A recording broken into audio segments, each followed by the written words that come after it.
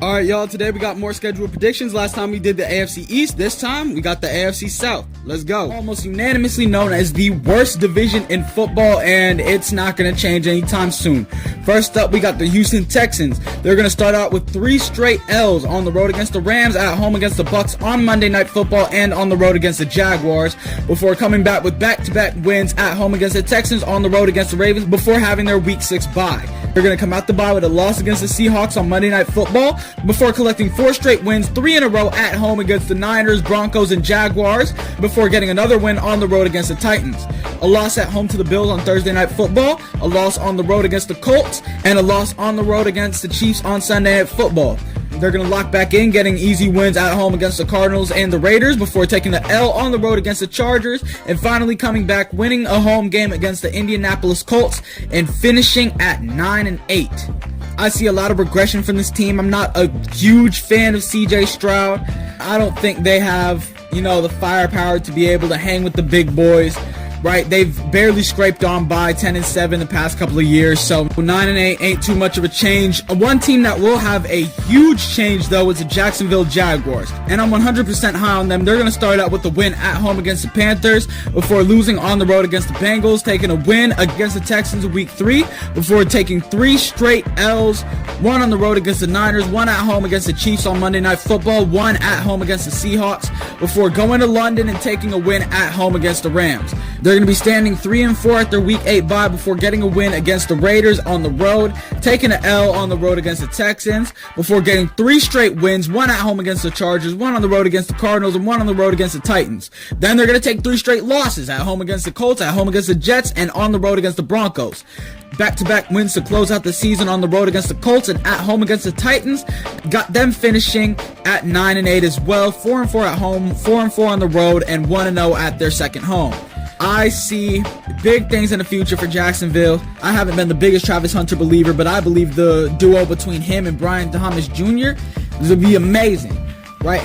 And Trevor Lawrence, he doesn't have to be good. He just has to be all right, right? Just don't be an abject disaster, Trevor, and y'all got it, right? Just don't be fucking terrible, right? And I know that as a Jacksonville Jaguars quarterback, that is one of the toughest things I can ask of you, but just don't suck. Don't be complete and utter garbage, and you'll have a fast track to the division title, right? Especially with that dookie ass schedule that they got. Right, the only teams of note, right, that I'm looking at here are the Chiefs, washed ass Bengals, the Chargers, the Jets, essentially, the Broncos, and the washed ass 49ers.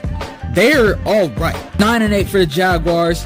Now moving into no man's land, into Indianapolis. For a team that's in such the middle of nowhere that they couldn't even find a division that geographically aligns with them, it makes sense that they couldn't find a QB that aligns with them either.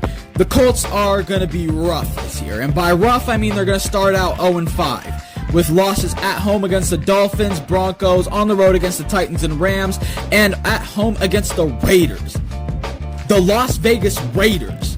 They're going to take a win at home against the Cardinals, lose on the road against the Chargers, before beating the Titans at home and somehow beating the Steelers on the road, but it's the Steelers, right? They're going to travel to Germany to get their ass whooped by the Falcons and go into their Week 11 bye at 3-7. It's only going to get worse from there because they have the Chiefs next on their schedule. It doesn't matter home or away, they're not beating the Chiefs, right? They're going to take 2 straight wins at home against the Texans, on the road against the Jaguars, before ending out their season with 4 straight L's, on the road against the Seahawks, on the road against the 49ers on Monday Night Football, at home against the Jaguars, and on the road against the Texans.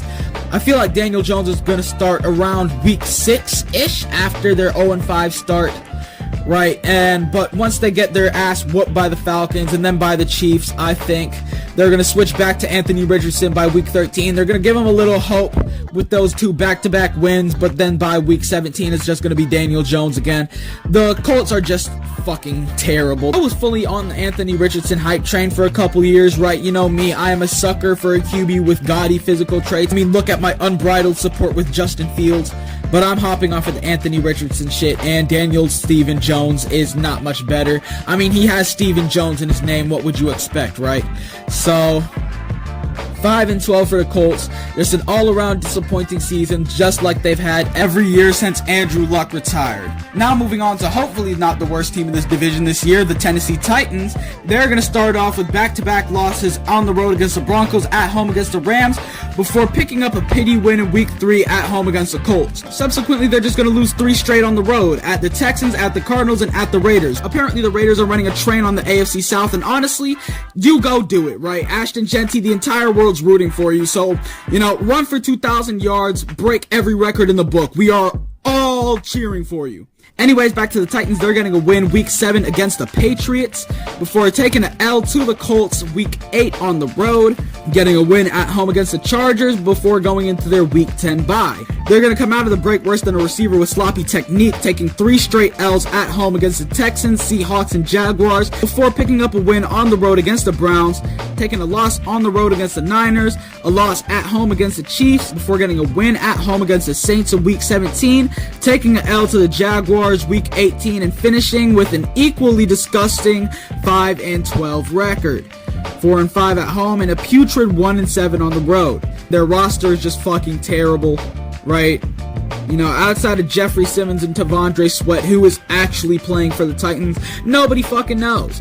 Nobody's really got big dreams for the Titans, and that makes sense. Alright, let's get a quick recap as to where the AFC South stands. You've got the Jacksonville Jaguars in first place at 9-8, the Houston Texans in second place at 9-8, the Tennessee Titans in third place at 5-12, and the Indianapolis Colts in last place at 5-12. The other division standings will be popping up here shortly. And so that's the AFC layout, and we've got one more division left. The AFC West is on its way. Thank y'all for watching. Don't forget to subscribe. We moving up, man. Broadway to the moon, baby. Thank y'all.